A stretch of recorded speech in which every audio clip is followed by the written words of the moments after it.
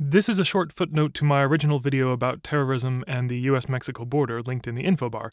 That video admittedly brushed over some important nuances in some of the statistics I cited, and I wanted to give an example of that by drilling down into a claim I make with this slide, that if the United States outlawed all immigration, it would decrease the number of border crossings by less than 0.5%. Let's look a little more closely at that. So if you're like me, your brain likes to automatically simplify everything. When I think about how many people are coming into the United States every year, I have this image in my head, the clicker thing. Knowing how many people come into the United States is simple, you see. What you do is you stand at the gate, and each time somebody walks through it, you push the button on the clicker thing. And at the end of the year, look at the clicker thing. It will show how many people came in. But alas, no. Turns out things are a little more complicated. So this 500 million number comes from the 9/11 Commission report, but that number needs to be broken down and updated a little. If you go to the Department of Transportation website, they publish their data in a surprisingly accessible database that is fun to play with. Count up the number of land border crossing events, and you get around 500 million for the year 2000, which I'm assuming is the 9/11 Commission baseline. So could this be the 500 million number that they're talking about? Probably not, because total events include things like empty train compartments or personal vehicles whose drivers were already counted in the passenger data. Narrow your search down to only people, and we see in the year 2000 about 340 million events where a person crossed a land border. Adding in the roughly 70 million passengers who flew from a foreign airport into the United States still only gets you up to about 410 million personal entry events in the year 2000. For right now, I'm going to assume that the number of people arriving via boat is marginal. So, where did the 9/11 Commission report get that 500 million number from? I don't know because it's unsourced, but it's possible that it was taken from that 500 million land border crossing entry events that I mentioned earlier.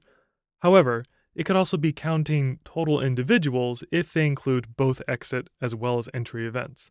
That kind of data is not available to the public for obvious reasons, so I can't confirm whether or not that's the case. Even this 410 million estimate has some big caveats to consider. The first is that this number is 20 years old, and in the past 2 decades, the number of land border crossings has actually declined significantly, which is interesting. Last year, there were about 200 million events of people crossing the land border into the US. Add to this the roughly 120 million airplane passengers that flew into the US, and we get about 320 million cases of a person entering the United States in 2018, which I'm using as the most recent year with the most complete data. The second caveat is that this counts entry events, not individual people. Many people cross the border several times a year, often several times a day, so the number of border crossings is bigger than the number of people who cross the border. So, this more exact understanding of this number may appear to weaken my original claim, but the second number on the slide also has some important nuances to it. In the first place, this number includes all immigration, including illegal immigration, which probably wouldn't diminish if all immigration were outlawed. Secondly, the number of legal immigrants is not the same as the number of legal immigrants who cross the border. Only about half of legal immigration occurs by someone receiving an immigration visa.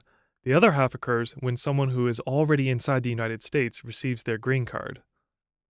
As with border crossings, issuing a single immigration visa may result in more than one additional border crossing, which would increase this number, but it's also true that outlawing immigration would likely result in more non-immigrant visas being issued, which would increase the total number of border crossings.